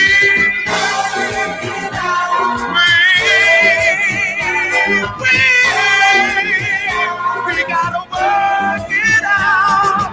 We gotta work it out. We gotta work it out. We gotta work it out. We gotta work it out. Those who live on the hill, those who live down on the ground, we gotta work it out. We gotta work it out. We gotta stop messing up the water. We gotta stop polluting the air. Oh, we better. Oh, now singing and rocking some bars. All the people on the textile. We gotta work it out. We gotta work it out.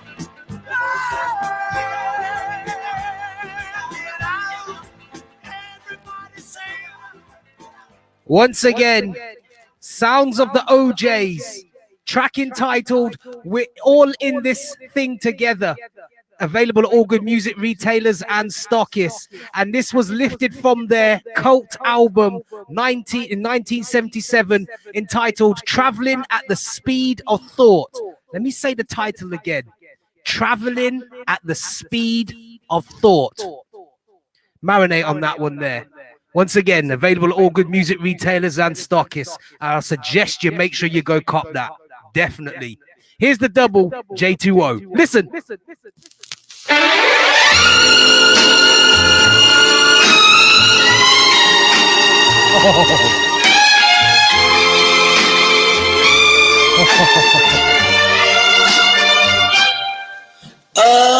Again,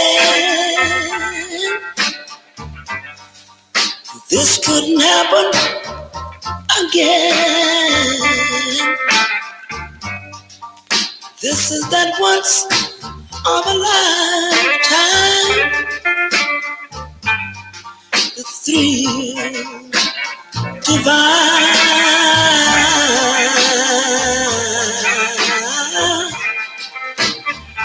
What's more,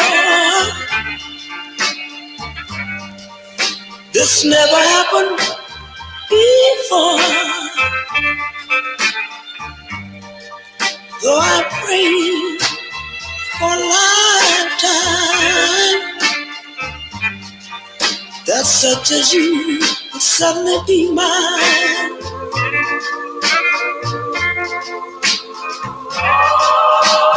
Mine to hold as I want you now, and yet never so near. Mine to have when the now and the here disappear. What matters to you? For we, oh, child, this could happen again.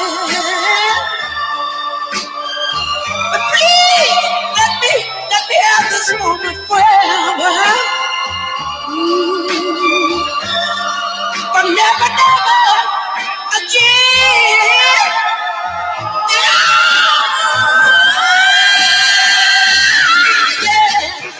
Never, never, never, never. No, never, never again.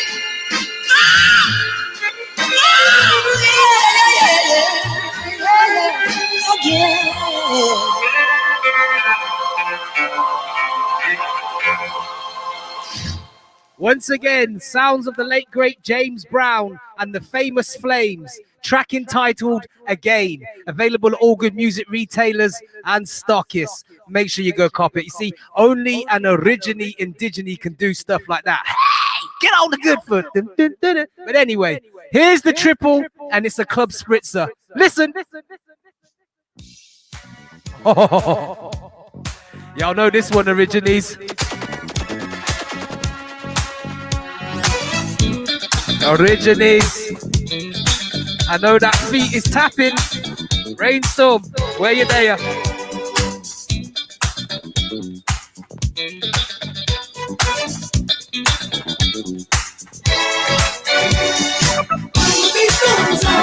Oh gosh. Just like my love, everlasting. The beat goes on. Still moving strong. On and on. Do you sing along? Wonder?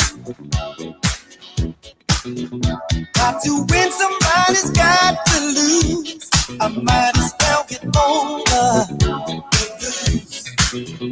Just like fishing in the ocean, there'll always be someone new. You did me wrong, but I've been through stormy weather. Just like my love, everlasting. Oh, and the beat goes on, better believe it. Still moving strong, on and on. Don't stop for nobody. This time I keep my feet on solid ground. Now I understand myself without.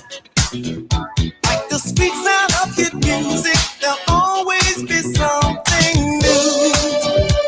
To keep the tables turning, hey, it's a song, but there'll never be an ending.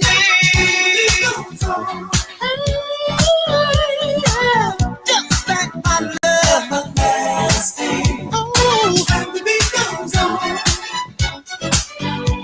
Still moving strong, on and on. The beat goes on, the beat goes on, the beat goes on. A little bit funky in here. What? The beat goes on, the beat goes on,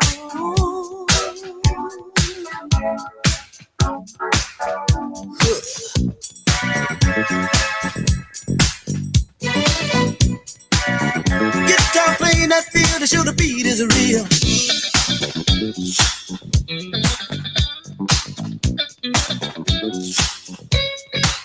The beat goes on.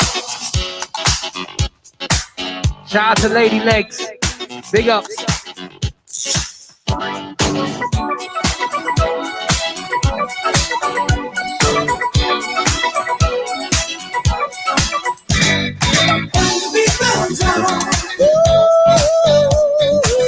Just like my love, everlasting. And the beat goes on. Got to make it last. Strong, gotta believe, baby. And the beat goes on. And the beat goes on and on and on. Just like my love, everlasting. Oh, the beat goes on. Still moving strong, and I love you. And the beat goes on. Just like my love, baby. Just like my love, baby. Everlasting. And the beat goes on. Still moving strong, and I love it. The beat goes on. The beat goes on. The beat goes on. The beat goes on. The beat goes on. The beat goes on. The beat goes on. The beat goes on. The beat goes on.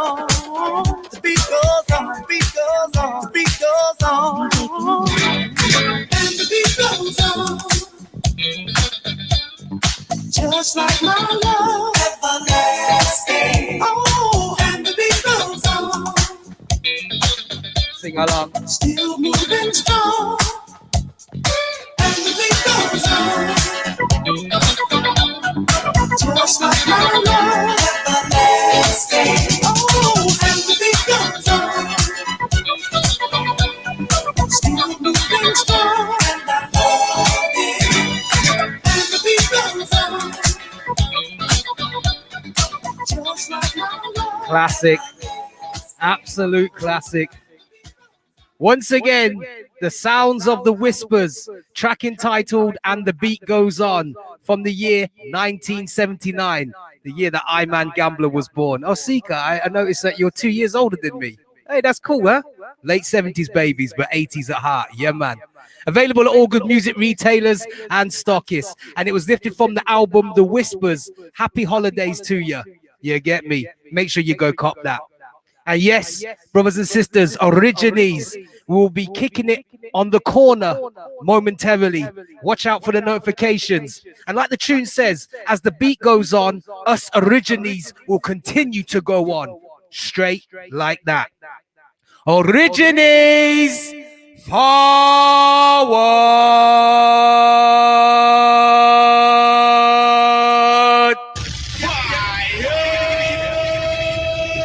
We out. Catch you on the corner. Peace.